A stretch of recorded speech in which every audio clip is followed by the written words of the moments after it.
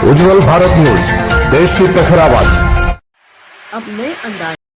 नमस्कार, उज्जवल भारत न्यूज में आप सभी का स्वागत है। पवित्र श्रावण मास शुरू हो चुका है।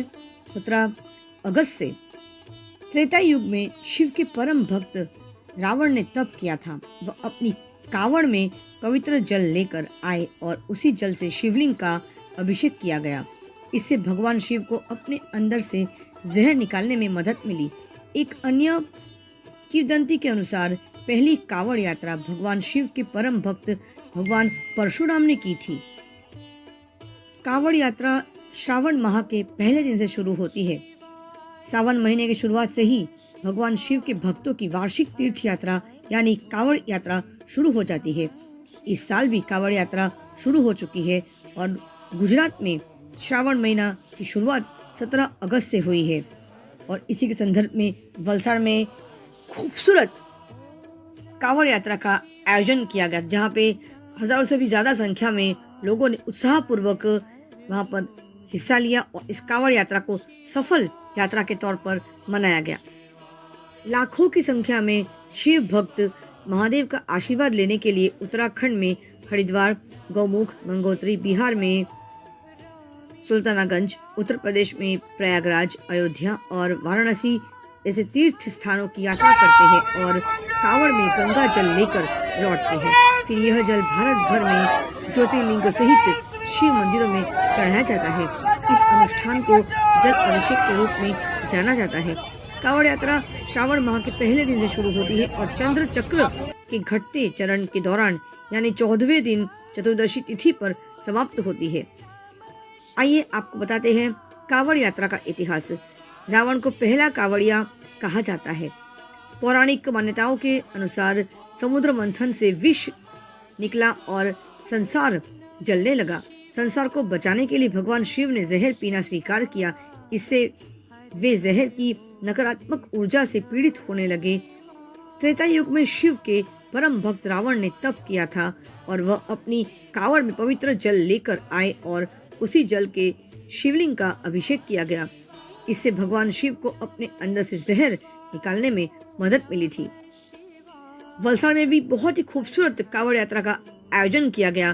टावर के सामने करीब हजारों की संख्या में शिव भक्तों ने इस कावड़ यात्रा का शुभ लाभ लिया और हजारों की संख्या में लोग इस कावड़ यात्रा में जुड़े। वेद, पुराण, शास्त्र और ग्रंथों की बात करें तो हिंदू धर्म ग्रंथों के अनुसार भगवान शिव का आशीर्वाद जीवन के हर बड़े संकट से निपटने में मदद कर सकता है।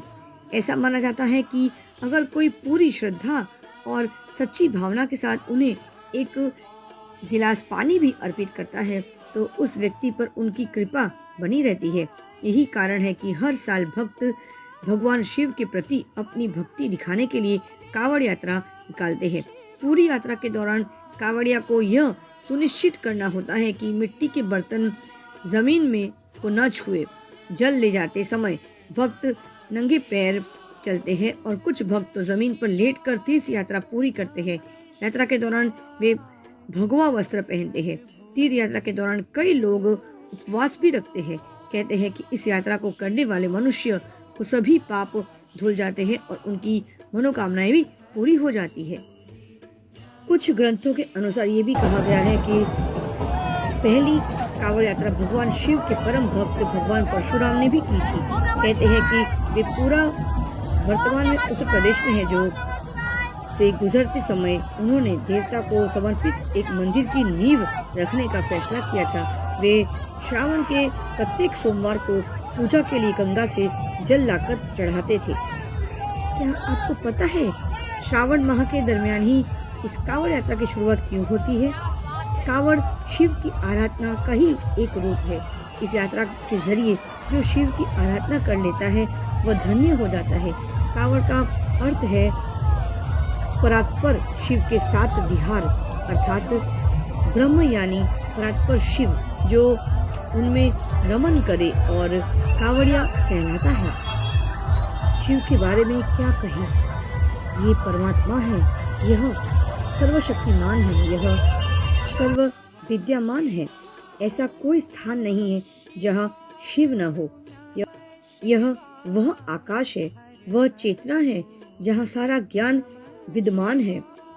वे अजन्मे हैं, यानी वे स्वयंभू है और निर्गुण है। यह समाधि की वह अवस्था है जहाँ कुछ भी नहीं है, केवल भीतरी चेतना का खाली आकाश है, वही शिव है। शिव के रूप की बात करें तो वे इतने खूबसूरत है, इसलिए तो कहा गया है सत्य शिवम और सुंदरम। शिव ही सत्य है, शिव ही सुंदर है और शिव ही शिवम है। सत्यम शिवम सुंदरम।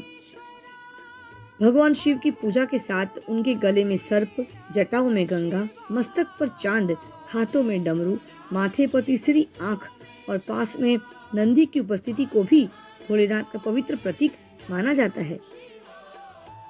शास्त्रों और वेद पुराणों के अनुसार शिव ने हर व्यक्ति को, हर जीव को, हर जंतु को, हर राक्षस को, हर वो चीज को अपनाया है। सद्गुरु केवल देवता ही शिव की पूजा नहीं करते, राक्षस, भूत और सभी प्रकार के जीव जंतु उसकी पूजा करते हैं। भूत, पिशाच, शैतान, राक्षस, वे सभी प्राणी जिन्हें सभी ने अस्वीकार कर दिया, शिव ने उन्हें स्वीकार कर लिया। शिव के 5 पहलू इस प्रकार से है। सतोगुण, रजोगुण और तमोगुण, तीनों ही गुणों को नियंत्रित करने के कारण शिव जी त्रिपुंड तिलक प्रयोग करते हैं। ये त्रिपुंड सफेद चंदन का होता है। कोई भी व्यक्ति जो शिव का भक्त हो त्रिपुंड का प्रयोग कर सकता है। त्रिपुंड के बीच में लाल रंग का बिंदु विशेष दशाओं में ही लगाना चाहिए। भगवान शिव का न आरंभ है न अंत है। समुद्र मंथन से निकला विष पीकर नीलकंठ कहलाए। शिव को पापियों का संहार करता माना गया है, जिसके जन्म की कोई तिथि नहीं है। भगवान शिव यानी पार्वती के पति शंकर, जिन्हें महादेव और भोलेनाथ, आदिनाथ आदि कहा जाता है, वही इनका एक नाम त्रिपुरारी भी है। दरअसल हिंदू धर्म में भगवान शिव के अनादि अनंत अजन्मा माना गया है, यानी उनका कोई भी आरंभ ना कोई अंत है, न उनका जन्म हुआ है और न वो मृत्यु को प्राप्त होते हैं। आइए अब सुनते हैं शिवजी महाराज इस कांवड़ यात्रा के बारे में क्या कहते हैं। नमस्कार, उज्ज्वल भारत यूट्यूब का स्वागत है। आइए आज जो यात्रा के कांवड़ यात्रा के बारे में जानकारी देते हैं। बेन आगड़ा जान बेन अरे अभी नहीं, इनको नहीं देना, उनको देना। शहर के अंदर अरे रमेश जी इधर आवा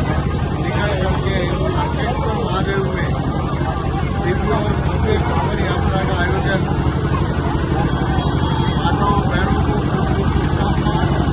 बधाई और उल्लास से कांवड़ यात्रा हर हर महादेव के कांवड़ यात्रा में पूजा करते हुए जा रहे हैं।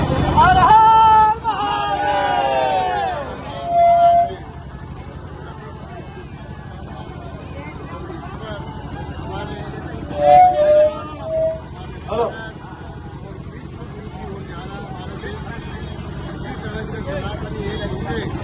हिंदू राष्ट्र बनने में देर नहीं होगी।